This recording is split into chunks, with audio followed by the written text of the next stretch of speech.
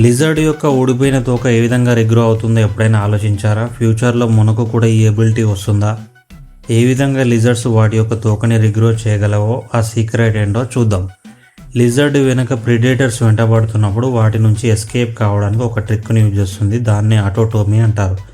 బల్లి వెన్నుముక అంతంలో fracture plane ఉంటుంది. ఇది చాలా వీక్గా ఉంటుంది. బల్లి దాని కండరాలని సంకోచింపజేసినప్పుడు తోక దాని నుంచి ఊడిపోతుంది. ఆ ఊడిపోయిన తోక 30 నిమిషాల వరకు ఏ విధంగా కదులుతుందనే డౌట్ మీకు రావచ్చు.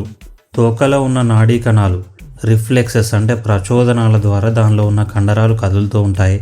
ఏ విధంగా అయితే చేపను కట్ చేసిన తర్వాత అది మూవ్ అవుతుందో అదేవిధంగా ఇది కూడా మూవ్ అవుతుంది. దానిలో ఏటీపీ ఎనర్జీ ఉంటుంది. ఈ ఎనర్జీ ఉన్నంతసేపు అది మూవ్ అవుతూ ఉంటుంది. ఇక రెండో స్టెప్ చూద్దాం. తోక ఊడిపోయిన తర్వాత రక్తం ఎక్కువ కారిపోకుండా బ్లడ్ క్లాటింగ్ వేగంగా మొదలవుతుంది. కొన్ని గంటల్లోనే ఆ ఏరియా మొత్తం సీల్ అయిపోతుంది. మూడో స్టెప్, బల్లి తోక ఏరియా వద్ద శాటిలైట్ సెల్స్ అనే స్టెమ్ సెల్స్ ఉంటాయి. ఇవి మల్టీప్లై అంటే విభజనలు చెంది బ్లాస్టెమా అనే నిర్మాణాన్ని ఏర్పరుస్తాయి.